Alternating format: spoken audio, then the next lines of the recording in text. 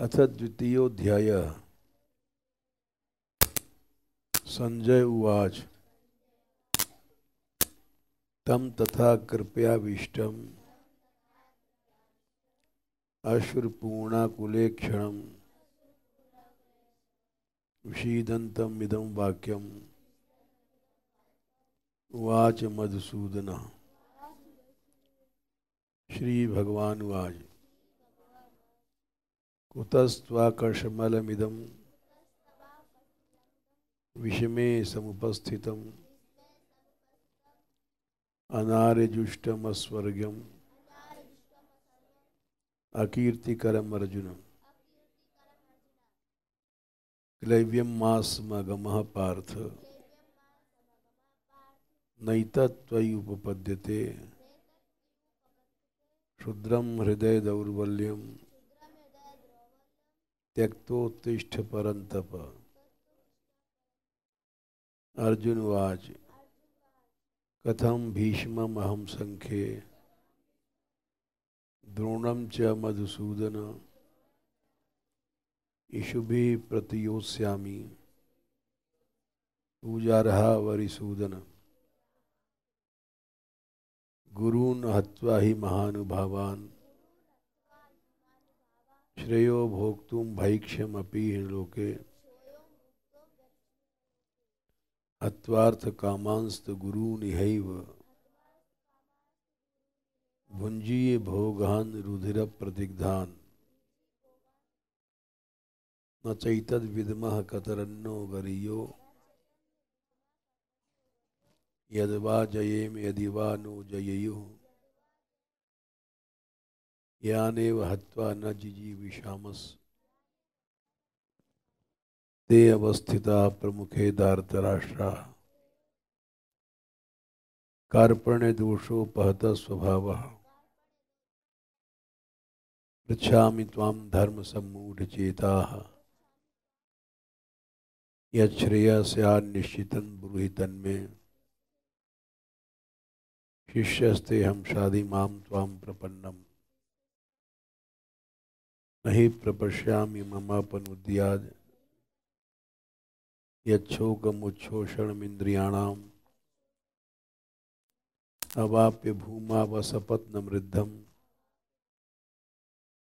राज्यं सुराणामपि चाधिपत्यम्। संजय उवाच एवमुक्त्वा ऋषिकेशं गूढाकेशः परन्तप न योत्स्येति गोविन्दम् उक्त्वा तूष्णीं बभूवः। तमुवाच ऋषिकेशः प्रसन्निव भारत सेनयोरुभयोर्मध्ये विषीदन्तमिदं वचः। श्री भगवान उवाच अशोच्यानन्वशोचस्त्वं प्रज्ञावादांश्च भाषसे गतासु न गतासूंश्च नानुशोचन्ति पंडिताः न त्वेवाहं जातुनासं न त्वं नेमे जनाधिपः न चैव न भविष्यामः सर्वे मयमतः परम् देहिनोऽस्मिन् यथा देहे कौमारं यौवनं जरा तथा देहान्तरप्राप्तिर्धीरस्तत्र न मुह्यति। मात्रा स्पर्शास्तु कौन्तेय शीतोष्ण सुख दुःखदाः आगमापायिनो नित्यास् तान् स्थितिक्षस्व भारत। यं हि न व्यथयन्ते ते पुरुषं पुरुषर्षभ समदुःख सुखं धीरं सोमृतत्वाय कल्पते। नासतो विद्यते भावो ना भावो विद्यते सतः उभयोरपि दृष्टोऽन्तस् त्वनयोस्तत्त्वदर्शिभिः। अविनाशी तु तद्विद्धि येन सर्वमिदं ततं विनाशम अव्यस्यास्य न कश्चित् कर्तुमर्हति। अंतवन्ति मे देहा नित्यस्योक्ताः शरीरिणः अनाशिनो अप्रमेयस्य तस्माद् युध्यस्व भारत। यैनं वेत्ति हन्तारं यश्चैनं मन्यते हतम् उभौ तौ न विजानीतो नायं हन्ति न हन्यते न जायते मृते वा कदाचित् नायं भूत्वा भविता वा न भूयः। अजो नित्यः शाश्वतोऽयं पुराणो न हन्यते हन्यमाने शरीरे। वेदा विनाशनम नित्यम य एनम् अजमव्ययम् कथम स पुरुषः पार्थ कम घात्यति हन्तिकम्। वासांसि जीर्णानि यथा विहाय नवानि गृह्णाति नरो पराणि तथा शरीराणि विहाय जीर्णानि न्यन्यानि संयाति नवानि देहि। नैनं छिन्दन्ति शस्त्राणि नैनं दहति पावकः न चैनं क्लेद्यन्ते अपो न शोषयति मारुतः। अच्छेद्योऽयम् अदाह्योऽयम् अक्लेद्यो अशोष्य एव च नित्यः सर्वगतः स्थाणु रचलोऽयं सनातनः। अव्यक्तोऽयम् अचिन्त्योऽयम्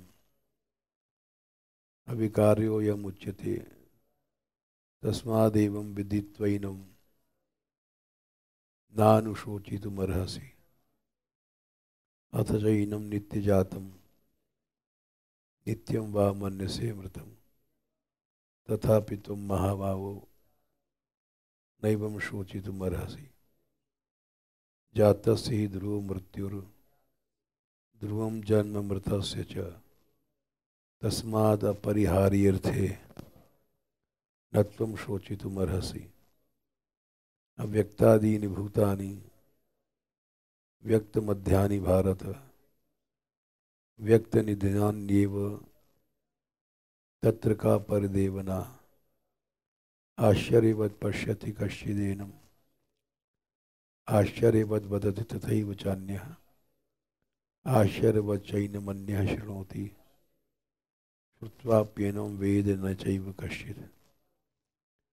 देहि नित्यम् अवध्योऽयं देहे सर्वस्य भारत तस्मात् सर्वाणि भूतानि न त्वं शोचितुमर्हसि। स्वधर्ममपि चावेक्ष्य न विकम्पितुमर्हसि। धर्म्याद्युद्धात् श्रेयो न्यक्षत्रियस्य न विद्यते। यदृच्छया चोपपन्नं स्वर्गद्वारमपावृतं सुखना क्षत्रियः पार्थ लभन्ते युद्धमीदृशम्। अथ चेत् त्वमिमं धर्म्यं संग्रामं न करिष्यसि तथा स्वधर्मं कीर्तिं च हित्वा पापमवाप्स्यसि। अकीर्तिं चापि भूतानि कथयिष्यन्ति ते व्याम संभावितस्य च कीर्तिर् मरणादतिरिच्यते। भयादरणातु व्रतं मत्स्यन्ते त्वमारः महारथाः। येषां च त्वं बहुमतो भूत्वा यास्यसे लाघवम्। अवाच्य वादांश बहून् वदिष्यन्ति तवाहिताः निन्दन्तस्तव सामर्थ्यं ततो दुःखतरं नु किम्।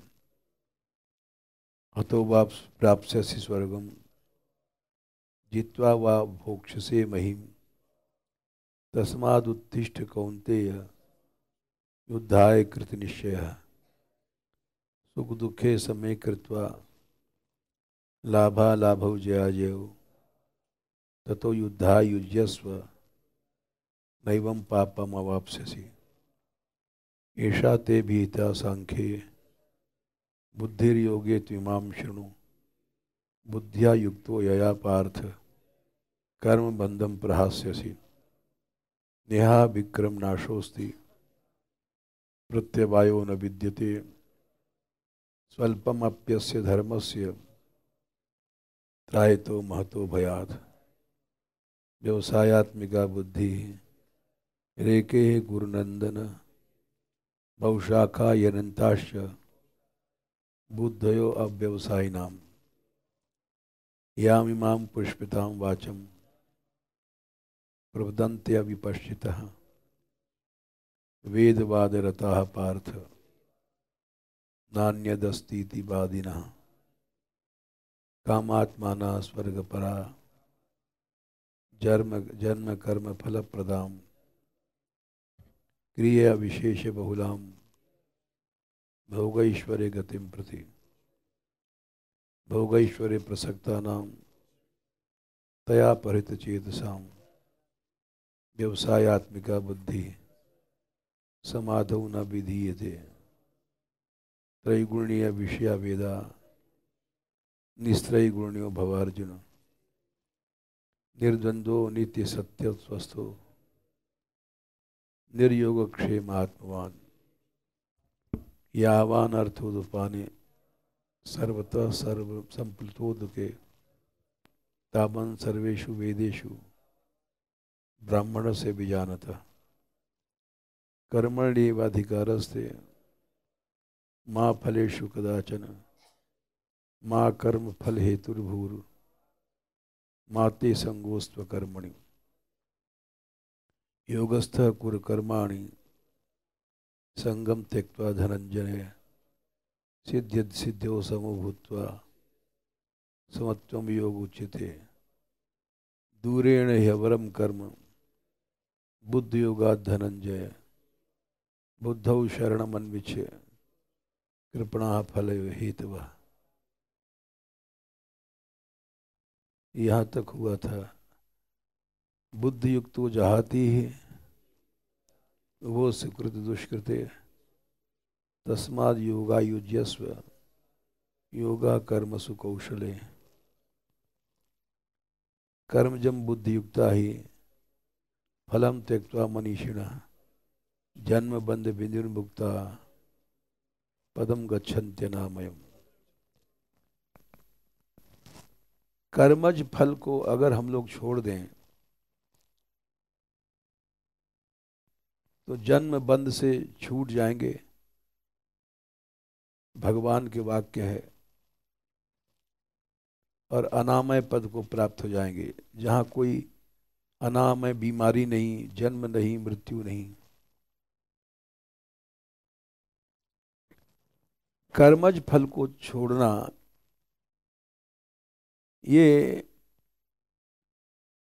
यही एक खास बात है जिसका पालन हम नहीं कर पाते। कर्मज फल क्या है?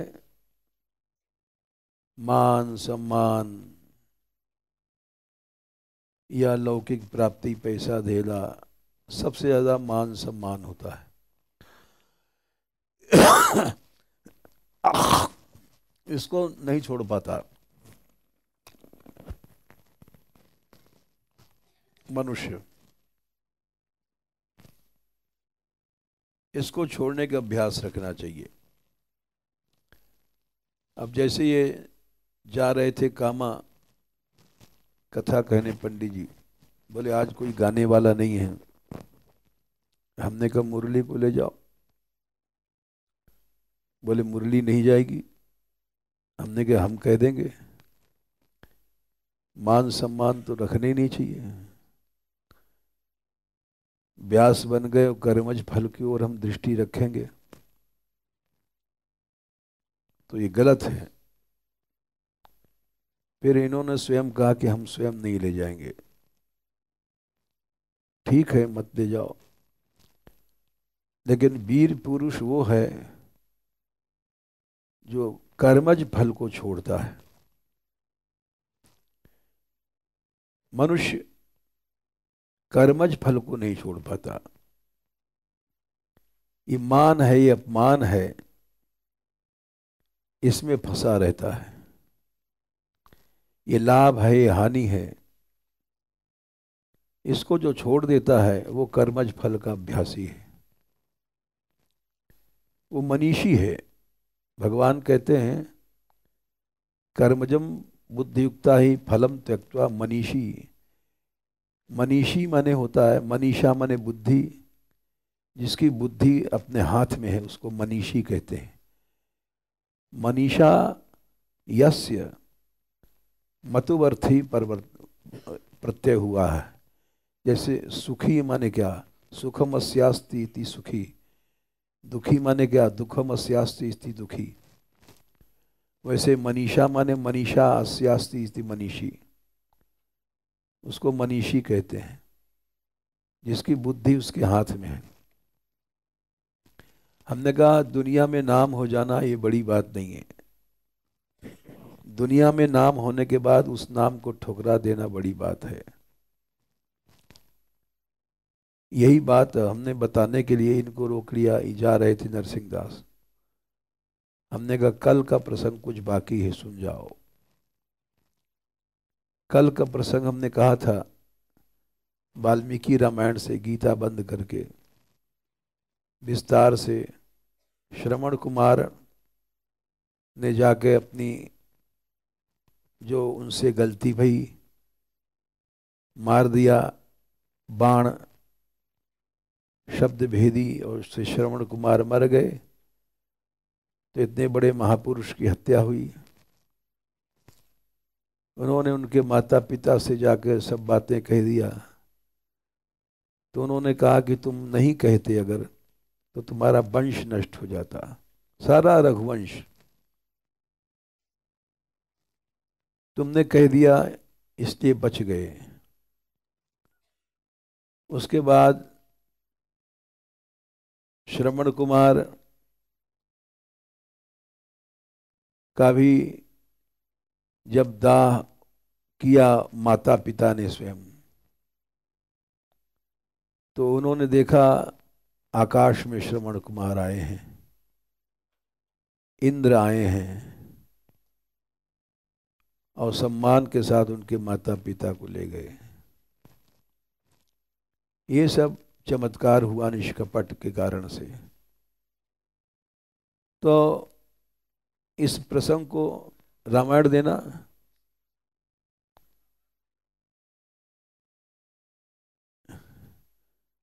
रामायण से भी हम दिखाना चाहते थे, इसलिए इनको रोक लिया कि ये छोटी बात नहीं है। निष्कपट होने से मनुष्य बड़े बड़े मुसीबतों को पार कर जाता है। जैसे लंका कांड में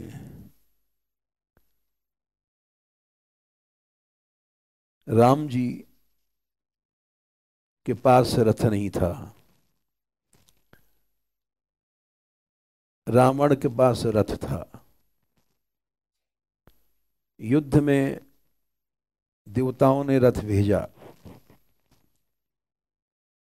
भगवान ने कहा ठीक है, सम्मान के लिए हम ले लेंगे, लेकिन हमारा रथ दूसरा है, हमारा तो रथ दिखाई नहीं पड़ता है।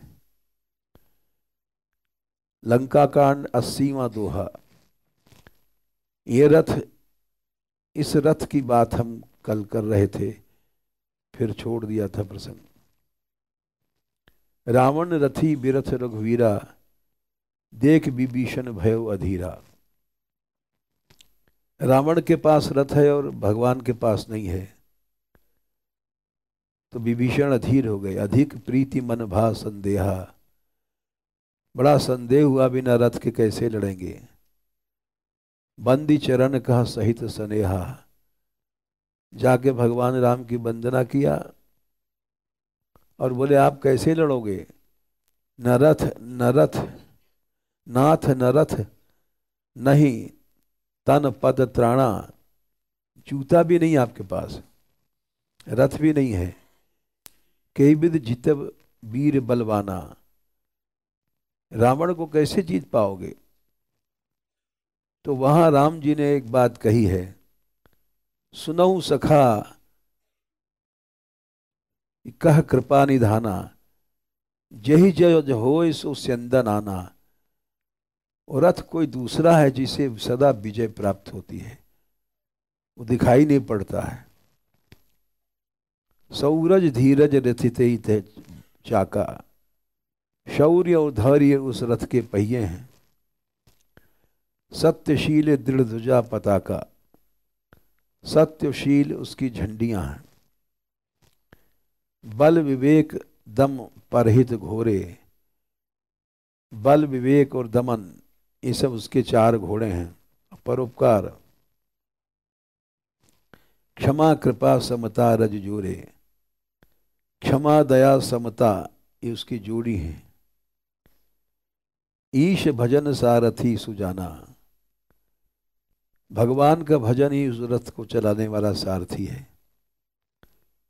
विरति चर्म संतोष कृपाना,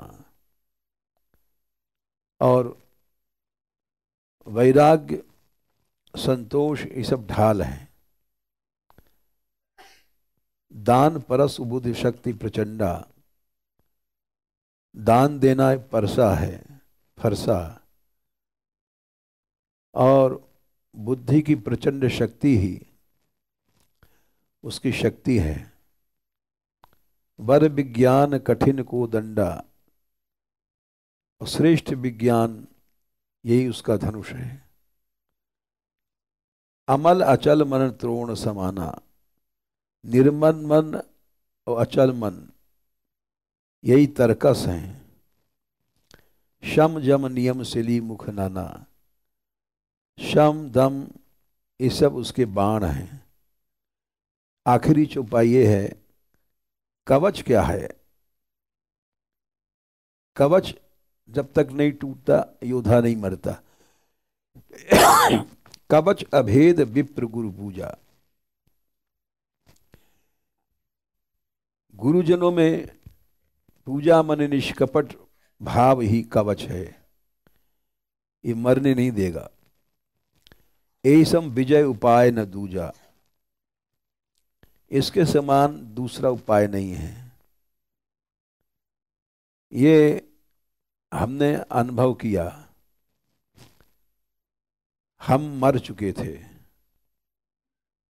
एक चैम्बर फट गया, 4 चैम्बर होते हैं हार्ट में, और उसका खून तीनों चैम्बरों में गया। तो कायदे से डॉक्टरों ने ये कहा कि तीनों चैम्बर बेकार हो जाएंगे, ये अभी मर जाएंगे। और उसको क्या कहते हैं जो, नहीं वो एंजियोग्राफी में, एंजियोग्राफी में बोले अगर एंजियोग्राफी करते हैं तो या तो ये अंधे हो जाएंगे जन्म भर को, या तो लकवा मार जाएगा जन्म भर को, और या तीसरी चीज क्या है? हाँ हाँ, मेमोरी चली जाएगी, मतलब मरे से कुछ यादें नहीं रहेगा। 3 काम होंगे। तो इन्होंने हिम्मत किया, लिख के दे दिया, हम कुछ केस नहीं चलाएंगे, ये मरते हैं तो मरने दो, इनको एंजियोग्राफी करिए। तो हुआ, और एंजियोग्राफी में हम थोड़ी देर में हंसते हंसते बाहर आ गए। ब्रजराज ने देखा, बड़ा आश्चर्य हुआ उसको। खुद वो एंजियोग्राफी करने वाला जो डॉक्टर था, बड़ा नामी, कहा क्या नाम, काशनीवाल, बोले ऐसा केस तो हमने भी जीवन में नहीं देखा, इतनी जल्दी सब हो गया, इनको कुछ नहीं हुआ। तो उसका कारण था कि हम गुरुजनों से कभी भी विश्वासघाती नहीं रहे और मृत्यु से रक्षा भई। तो कवच अभेद विप्र गुरु पूजा, ये चौपाई हमको याद आई कल, फिर उसको हम कह नहीं पाए थे जल्दीबाजी में। ये रामायण के शौकीन है नरसिंह दास, तो हमने कहा इस चौपाई को और सुन जाओ कि ये मृत्यु से बजाती है। मनुष्य को गुरु पूजा, गुरुओं के प्रति निष्कपट भाव, वो सबसे बड़ा कवच है दुनिया का। वो किसी भी मुसीबत से रक्षा कर देगा, काल से भी रक्षा करेगा, ये भगवान राम ने कहा है। बोले ऐसा धनुष जिसके पास ही, यही समय विजय उपाय न दूजा। सखा धर्म में असरथ जाके, जीतब कहूँ न कतहूँ रिपुता के। उसके लिए कोई दुनिया में शत्रु जीत नहीं सकता। महा अजय संसार रिपु, जीति सकई सुबीर। जाके अथरस होई दृढ़, सुनऊ सखा मति धीर। ऐसा रथ जिसके पास होता है उसको संसार में कोई जीतने वाला नहीं। और कल हमने इनकी कथा सुनाई थी, पंडित जी की मर गए ओमी की, वहाँ वृंदावन में, और उसके बाद इनको अनुभव हुआ, यमराज की सभा का अनुभव हुआ, और वहाँ इन्होंने विजय प्राप्त किया। बड़ी लंबी कहानी है। एक तरह से पुनर्जन्म हुआ था। हम इनको मरा समझ के चले गए थे देखने, और साथ में जमुना जी इनकी माँ, लेकिन इनका पुनर्जन्म हुआ। और वैसे पुनर्जन्म जैसा हमारे साथ भी हुआ। इस बार सब चैम्बर वैम्बर फट गए और बचने की कोई आशा नहीं। लेकिन आश्चर्य की बात है, कुछ नहीं, थोड़ी देर में एंजियोग्राफी हो गई और हम हंसते भय बाहर आ गए। तो कवच अभेद विप्र गुरु पूजा, अभेद कवच है ये अनुभव हमें इस बार बीमारी में आया। और संसार में कोई भी आपत्ति होती है, उससे बड़ों के प्रति भक्ति बचाती है। तो जब इन्होंने कहा मुरली नहीं जाएगी, तो हमने कहा वो मुरली का व्यास गाना धिक्कार है। अपने से बड़ों के प्रति तो कभी भी मान सम्मान रखना ही नहीं चाहिए। इसलिए भी इस प्रसंग को दोबारा कह रहे हैं कि व्यास बनना बड़ी बात नहीं है। बड़ों के प्रति निष्कपट भक्ति रखना, ये बड़ी बात है। व्यास बनकर मान लो तुमने 2 लाख रुपए कमा लिया, दुनिया में नाम पैदा कर लिया, भीतर से खोखले रहे, तो वो कोई अच्छी बात नहीं है। सच्चा परमार्थिक बनना चाहिए। मनुष्य को मान सम्मान की दृष्टि से न कहीं जाना चाहिए, न कहीं आना चाहिए, न कथा करनी चाहिए। कोई कर्म करना है तो कर्मज फल को छोड़ के करो। यही बात भगवान ने, गीता पढ़ने के फायदा क्या रहा। ये 80वां दोहा है जो हमने इस धर्म ये बताया है। धनुष, लंका कांड 80, बहुत बड़ा अच्छा प्रसंग है। ऐसा धनुष जिसके पास है, उस संसार में कोई भी उसको जीत नहीं सकता। संसार के अंदर महान अजय रूप भी नहीं जीत सकता। उसमें भी क्या है, वो सब गीता के श्लोक में कह दिए भगवान ने, कर्मजम बुद्धि युक्ता ही फलम। कर्मज फलों को छोड़ना सीखो। मान होगा, अपमान होगा, ये सब चीजें मनुष्य को भय और कपट सिखाती हैं। और जो मनीषी इसको छोड़ देता है और जन्म बंधन के छूट जाता है, पदम गच्छन्त्य नामयम, अनामय पद को प्राप्त करता है। वही बात गीता में कही है, वही बात रामायण में कही है, वहां भी यही बात कही है कि विप्र कवच अभेद विप्र पद गुरु पूजा। अभेद कवच है, गुरुजनों में भक्ति, पूजा, निष्कपट अभेद कवच है जो कभी टूट नहीं सकता, जिसको काल नहीं तोड़ सकता, मनुष्य क्या तोड़ेगा। अभेद कवच है, लेकिन अभेद कवच का पालन नहीं हो पाता, क्योंकि हम लोग संसारी नाम प्रतिष्ठा मान सम्मान में फंसे रहते हैं। तो मनीषी नहीं है। कर्मजम बुद्धियुक्ता ही फलम त्यक्त्वा मनीषी। मनीषी जिसकी बुद्धि अपने हाथ में है उसको मनीषी कहते हैं।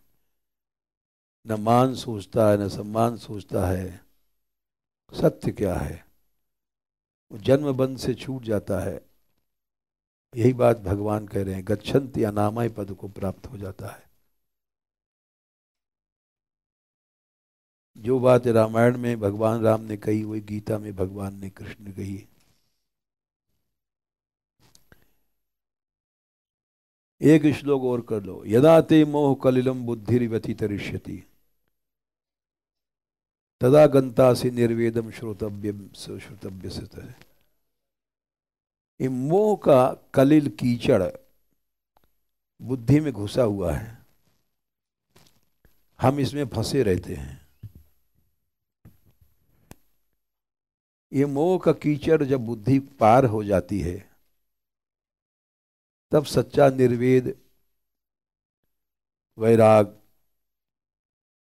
पैदा होता है। श्रोतव्य सुनने योग्य और श्रुतस्य सुनने भय विषयों से। श्रोतव्य जिनका सुनना बाकी है और श्रुतस्य जो सुन चुके हैं उन सब से मन हट जाता है। दो प्रकार का भोग होता है, एक जो नहीं मिला है, एक मिल चुका है। दोनों से ही मन हट जाता है, तब मोह कलिल को बुद्धि पार हो जाती है। मोह रूपी कीचड़ मनुष्य को फंसाए रखता है।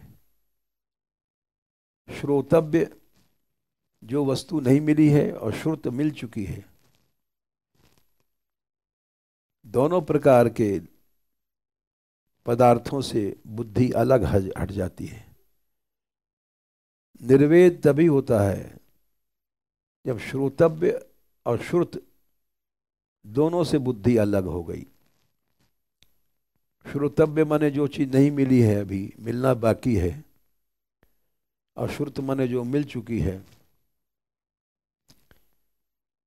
वो इससे अलग हो जाए बुद्धि, यही गीता का सार है। इससे अलग बुद्धि नहीं हो पाती। इन्होंने हमसे कहा कि मुरली नहीं जाएगी, हमने कहा अवश्य जाएगी, हम कह देंगे जबरदस्ती। अरे पद गाना है भगवत चरित में, क्या मान सम्मान। और फिर वैसे भी देखा जाए तो तुम हर दृष्टि से बड़े हो। इन्होंने इस मानगढ़ पर यहाँ ला के रखा,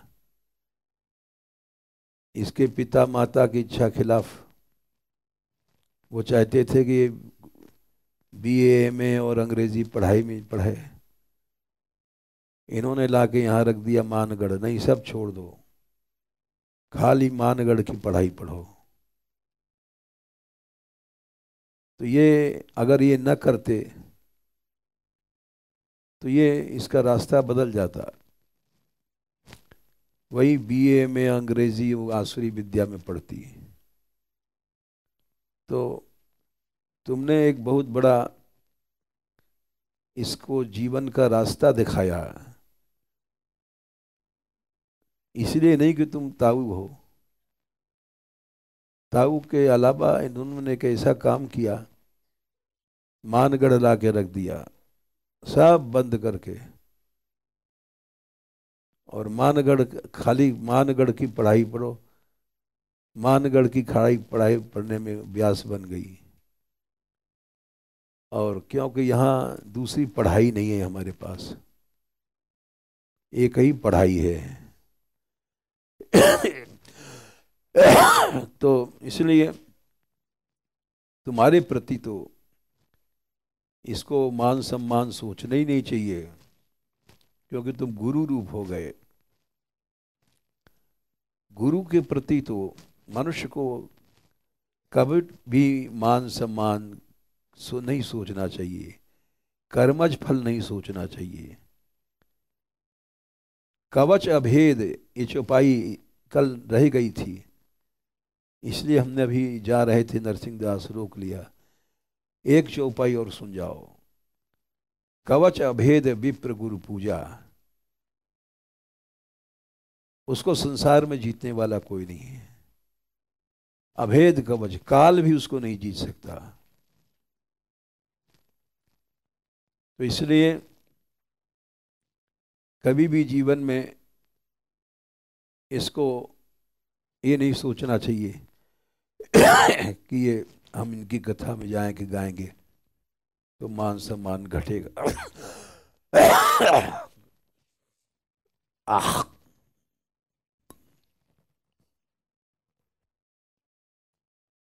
क्योंकि तुमने बहुत बड़ा काम किया,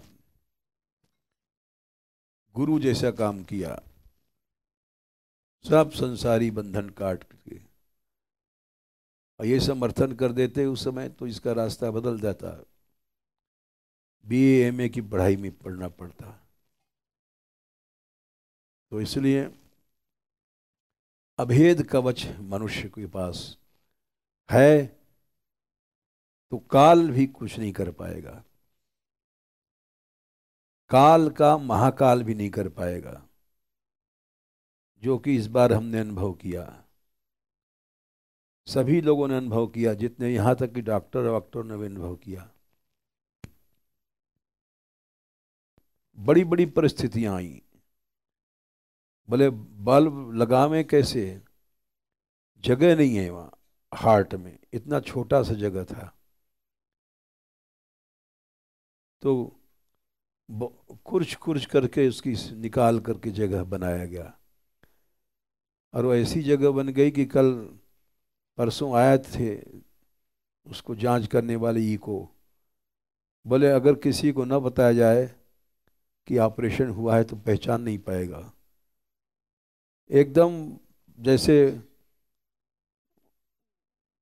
बिना ऑपरेशन का हृदय होता है, ऐसा बन गया है।